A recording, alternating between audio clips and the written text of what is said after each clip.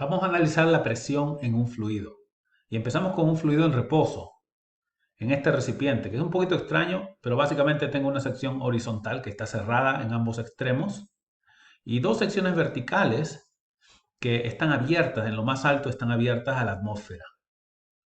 Cuando el fluido está en reposo, sabemos que las columnas de agua están al mismo nivel cuando el fluido está en reposo.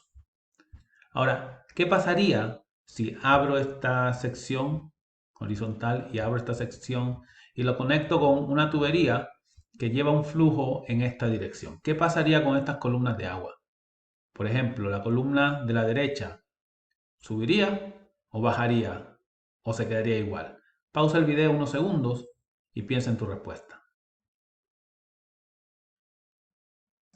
Resulta que cuando uno hace el experimento, este nivel de agua en la derecha disminuye cuando el fluido está en movimiento. Y para mucha gente esto es contraintuitivo. Contraintuitivo, ¿por qué?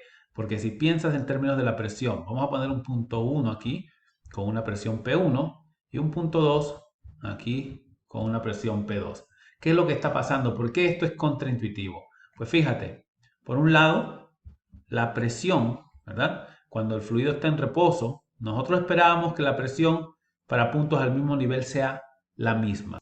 Pero adivina qué, adivina qué, la presión para el punto P1 y el punto P2 no es la misma cuando el fluido está en movimiento, ¿verdad? Porque considera la columna de agua que tiene que soportar el punto P1 comparada con la columna de agua que tiene que soportar P2. Es diferente, la presión en P1 y P2 es distinta. Ahora bien, ¿cuál tendrá mayor presión? Cuando estaban en reposo, presión 1 y presión 2 eran iguales. Resulta que como esta tiene una columna de agua mucho mayor y esta tiene una columna de agua mucho menor, pues entonces P2 será menor que P1. Resulta que la presión ahora es menor en P2. Y esto es contraintuitivo para muchas personas. No pueden conciliar esta idea. ¿Por qué? Porque resulta que del principio de continuidad sabemos que cuando disminuyes el área, ¿verdad? En esta sección, un área transversal más pequeña, la velocidad aumenta, como en el caso de la manguera, más velocidad en esta área más pequeña, para mantener el flujo o el caudal constante, principio de continuidad. Bueno, pues mayor velocidad. Mucha gente piensa que mayor velocidad, ¿verdad? Bueno, V2 mayor que V1. Mucha gente tiene la idea fija de que más velocidad significa mayor presión. Pues resulta que no, todo lo contrario. Mayor velocidad, menor presión. Entonces, esto es lo que ocurre con un fluido en movimiento. Entonces, tenemos algunas reglas que debemos mencionar, ¿verdad? Primero que nada, en un fluido en movimiento, vamos a poner por aquí, tienes dos puntos al mismo nivel y pueden tener presiones distintas. Esto es diferente a lo que ocurre cuando el fluido está en reposo. ¿Okay? Eso es por un lado, los fluidos en movimiento pueden comportarse diferente. Por otro lado, la presión de un fluido disminuye en los puntos donde se mueve con mayor velocidad. ¿Ok? Más velocidad, menos presión. Entonces vemos que para fluidos en movimiento, un cambio en velocidad siempre va a resultar en una diferencia de presiones. Y esto puede ocurrir en ambas direcciones. Cuando tienes una diferencia de presiones, eso también puede producir un cambio en velocidad. Ilustremos esto en una figura. Por ejemplo, si tuviera un tubo en U con un fluido, sé que si las presiones en ambos extremos, izquierdo y derecho, son iguales, no hay diferencia de presiones, no hay cambio en velocidad, el sistema se mantiene en reposo, en equilibrio. Sin embargo, si tuviera una situación como la siguiente, donde la presión en la izquierda es mayor que la presión en la derecha, ¿verdad? Por ejemplo, puedo haber soplado en este lado. En el momento en que yo tenga una diferencia de presiones, va a haber un cambio en velocidad, va a haber un flujo en esta dirección.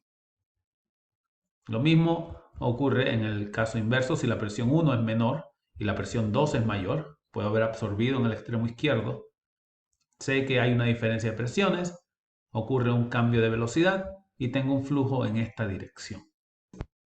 Esto mismo ocurre, por ejemplo, en una colina, cuando tú analizas el viento que fluye. Vamos a imaginar que el viento va de izquierda a derecha. Fíjate qué pasa cuando tiene que pasar el viento en esta región de la colina, donde el área es más pequeña, ¿verdad? Comparada con el área en la izquierda. Así que tengo una situación donde menor área, mayor velocidad. Y si hay mayor velocidad, pues hay menor presión, hay una diferencia de presiones. ¿Okay? Por eso tienes un viento con mucha velocidad. ¿Y cómo se aplica esto? ¿Para qué sirve? Bueno, tiene innumerables aplicaciones. Entre ellas, por ejemplo, ¿cómo vuelan los aviones? ¿Te has preguntado alguna vez cómo vuelan los aviones? ¿Verdad? Los motores proveen propulsión hacia adelante. Y sin embargo, ¿cómo es que estos aviones, ¿verdad?, no se caen? Vamos a ver el perfil de un ala. Vamos a suponer que hacemos el perfil de un ala, un corte transversal. El ala tiene aproximadamente esta forma y tenemos el viento en esta dirección cuando el avión está viajando hacia adelante, de izquierda a derecha. ¿Ok? Pues este es el ala y este es el viento.